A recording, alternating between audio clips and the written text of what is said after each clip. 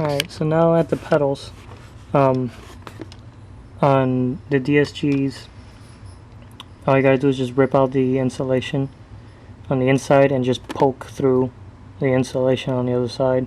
It'll give you the nice clean hole. These studs are where the clutch pedal bolts onto, and then the brake pedal, this is the one that's going in, but it's the same clip. So what you want to do is it clips on here on all four sides,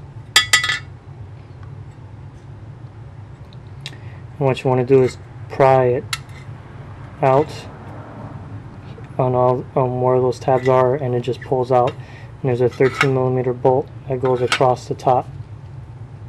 There's a nut on one side and a bolt. You have bolt on the other side, so you actually have to hold it, counter hold it. And this is the clutch pedal. It comes off as a unit, and it's mounted with the 3 studs in the firewall. There's one there, there's one there, and there's one there up the top.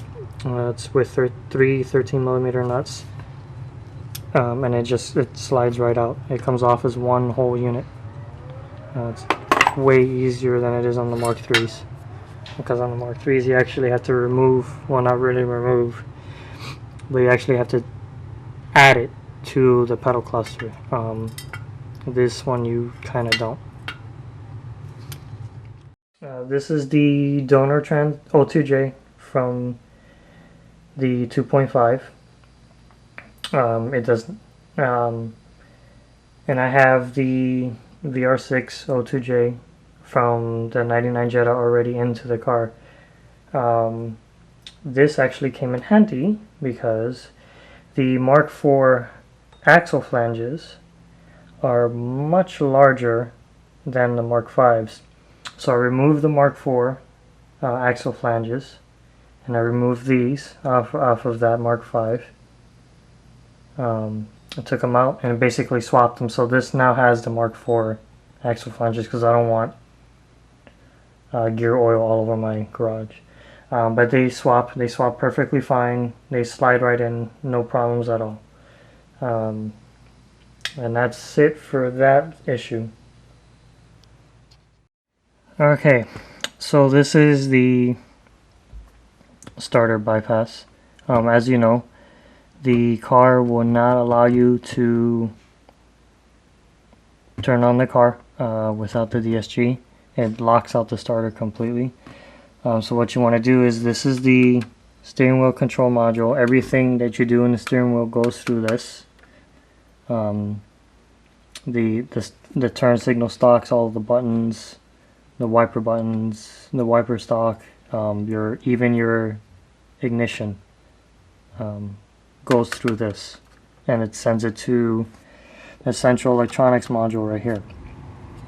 There is an output that comes out of this that gets 12 volts when you turn the key to start. It is red-black, and it comes down, goes along, and enters the module right here in the center. It's one of the small ones in the center, right here. So you're going to want to cut that, which I already did. And then right here, this relay, number 53, also has a red and black wire going to it.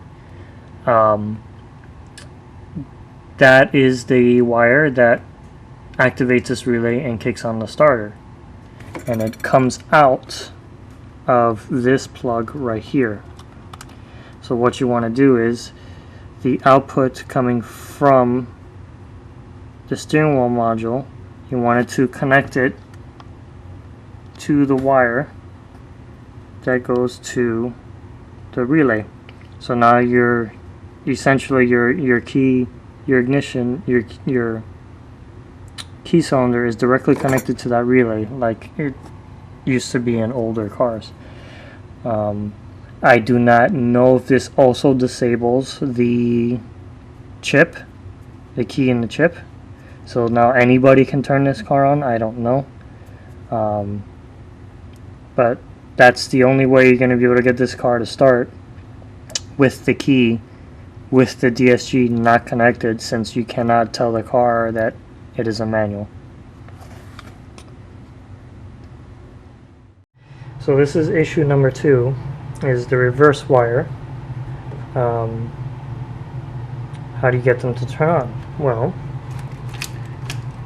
in here,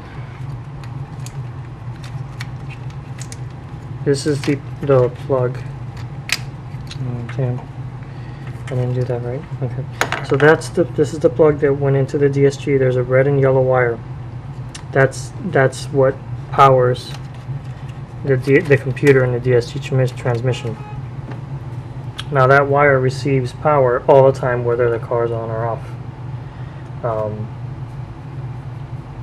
So if you use that wire as your power source, that means your reverse lights will work even when the car is off. As long as you put the car in reverse, whether the car is on or off, it doesn't matter, your reverse lights will kick on. The nice thing about using that wire is it's already fused. This is the fuse for it right here. So if anything shorts out or anything, it will pop this fuse.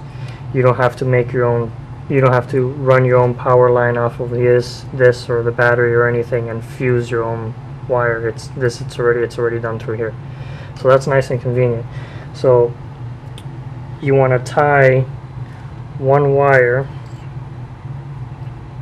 coming out of this reverse switch to that, and then the other wire you want to connect to, you're going to have to run your own line to the inside of the car,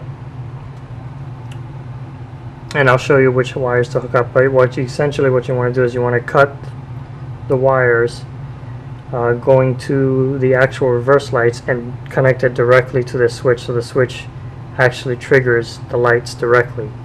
And I'll show you where I did that.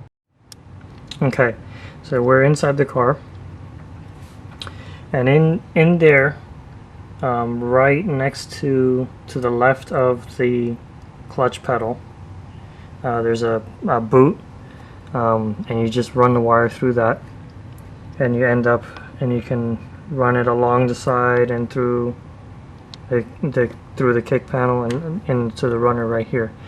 So here's my wire that I ran, and then what you want to do is, these are the two wires that go to the reverse lights. One is gray-white for the one on the driver's side. The passenger side is black-blue. And you want to cut these and connect it directly to them. You don't want to tap. You don't want to tap the wires because you don't want to backfeed it into the module. You want to make this as straightforward as possible. And then that's how you get the reverse lights to work.